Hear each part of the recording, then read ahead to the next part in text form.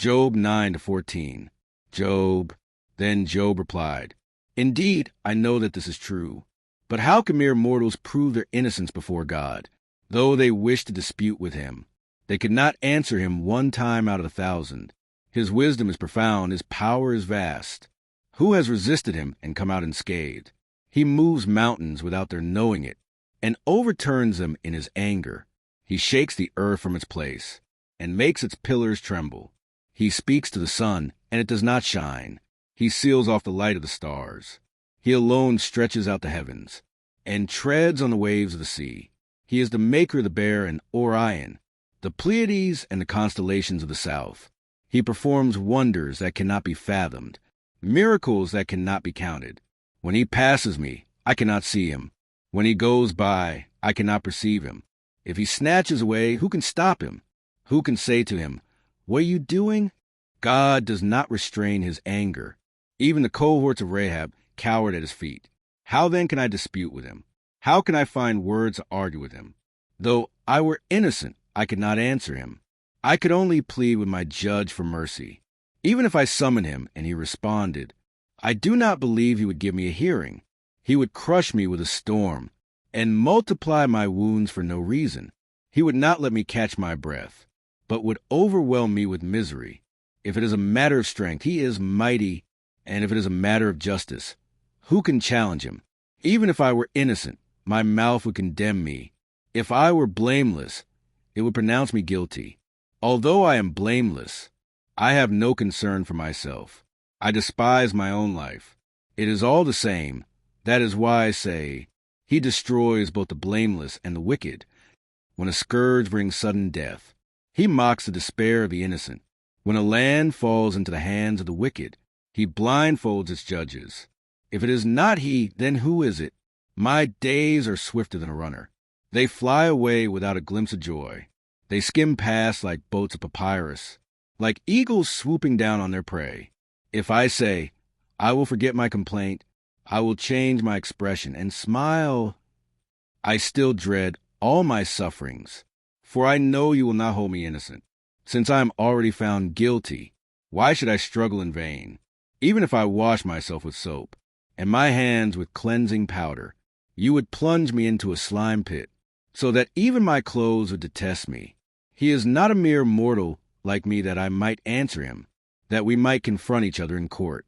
If only there were someone to mediate between us, someone to bring us together, someone to remove God's rod from me, so that his terror would frighten me no more. Then I would speak up without fear of him. But as it now stands with me, I cannot. I loathe my very life. Therefore I will give free rein to my complaint, and speak out in the bitterness of my soul. I say to God, do not declare me guilty, but tell me what charges you have against me.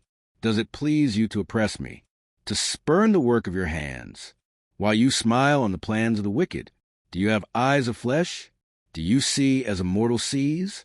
Are your days like those of a mortal, or your years like those of a strong man, that you must search out my faults, and probe after my sin, though you know that I am not guilty, and that no one can rescue me from your hand? Your hand shaped me and made me. Will you now turn and destroy me? Remember that you molded me like clay. Will you now turn me to dust again? Did you not pour me out like milk, and curdle me like cheese, clothe me with skin and flesh, and knit me together with bones and sinews? You gave me life and showed me kindness, and in your providence watched over my spirit. But this is what you concealed in your heart, and I know that this was in your mind.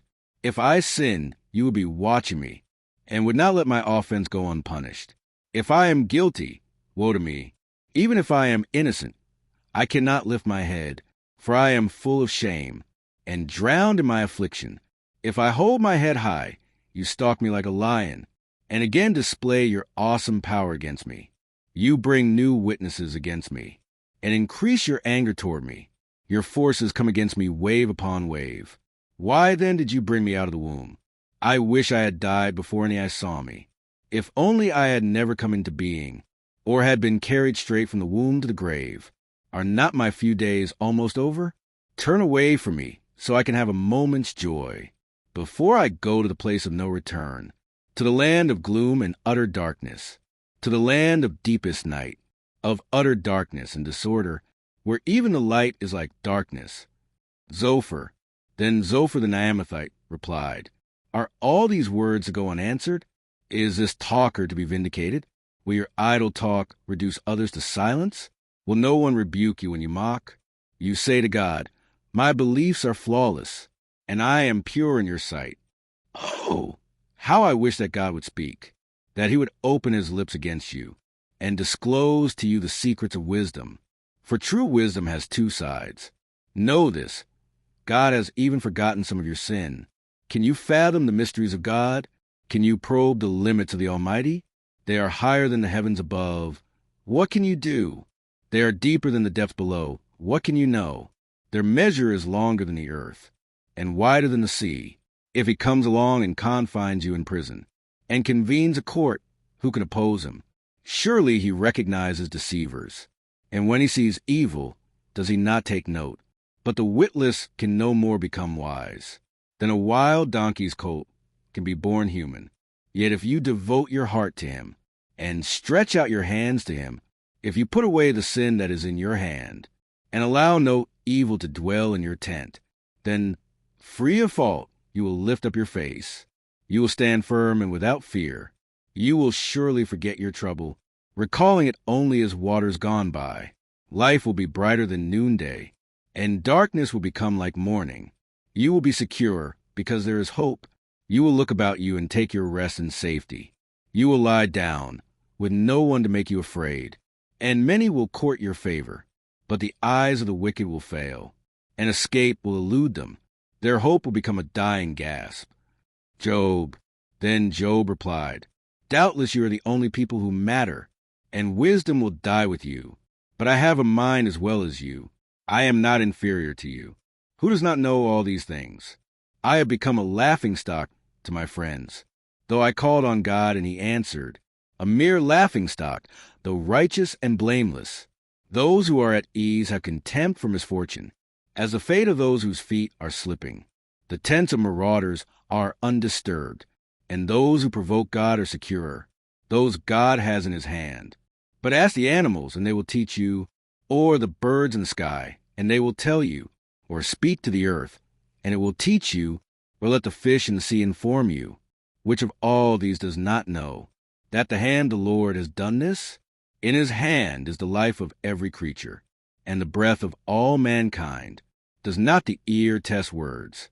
As the tongue tastes food, is not wisdom found among the aged? Does not long life bring understanding? To God belong wisdom and power. Counsel and understanding are his. What he tears down cannot be rebuilt. Those he imprisons cannot be released. If he holds back the waters, there is drought. If he lets them loose, they devastate the land. To him belongs strength and insight. Both deceived and deceiver are his. He leads rulers away stripped, and makes fools of judges. He takes off the shackles put on by kings, and ties a loincloth around their waist. He leads priests away stripped, and overthrows officials long established. He silences the lips of trusted advisers, and takes away the discernment of elders. He pours contempt on nobles, and disarms the mighty. He reveals the deep things of darkness, and brings utter darkness into the light. He makes nations great and destroys them. He enlarges nations and disperses them. He deprives the leaders of the earth of their reason. He makes them wander in a trackless waste. They grope in darkness with no light. He makes them stagger like drunkards. My eyes have seen all this. My ears have heard and understood it. What you know, I also know. I am not inferior to you. But I desire to speak to the Almighty, and to argue my case with God. You, however, smear me with lies. You are worthless physicians. All of you, if only you would be altogether silent. For you, that would be wisdom. Hear now my argument. Listen to the pleas of my lips.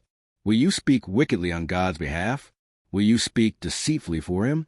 Will you show impartiality? Will you argue the case for God? Would it turn out well if he examined you? Could you deceive him as you might deceive a mortal? He would surely call you to account. If you secretly show partiality, would not his splendor terrify you? Would not the dread of him fall on you? Your maxims are proverbs of ashes.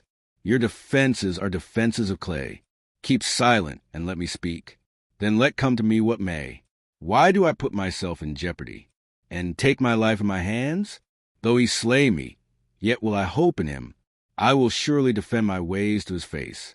Indeed, this will turn out for my deliverance. For no godless person would dare come before him. Listen carefully to what I say. Let my words ring in your ears. Now that I have prepared my case, I know I will be vindicated. Can anyone bring charges against me? If so, I will be silent and die. Only grant me these two things, God, and then I will not hide from you. Withdraw your hand far from me, and stop frightening me with your terrors. Then summon me, and I will answer, or let me speak, and you reply to me. How many wrongs and sins have I committed? Show me my offense and my sin. Why do you hide your face, and consider me your enemy? Will you torment a wind-blown leaf? Will you chase after dry chaff? For you write down bitter things against me, and make me reap the sins of my youth. You fasten my feet in shackles. You keep close watch on all my paths, by putting marks on the soles of my feet. So man wastes away like something rotten, like a garment eaten by moths. Mortals, born of woman, are of few days and full of trouble. They spring up like flowers and wither away. Like fleeting shadows, they do not endure. Do you fix your eye on them? Will you bring them before you for judgment? Who can bring what is pure from the impure? No one. A person's days are determined. You have decreed the number of his months, and have set limits he cannot exceed. So look away from him and let him alone, till he has put in his time like a hired laborer. At least there is hope for a tree. If it is cut down, it will sprout again, and its new shoots will not fail.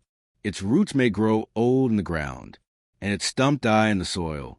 Yet at the scent of water it will bud, and put forth shoots like a plant. But a man dies and is laid low. He breathes his last and is no more. As the water of a lake dries up, or a river bed becomes parched and dry, so he lies down and does not rise. Till the heavens are no more, people will not awake, or be roused from their sleep. If only you would hide me in the grave, and conceal me till your anger has passed. If only you would set me a time, and then remember me. If someone dies, will they live again?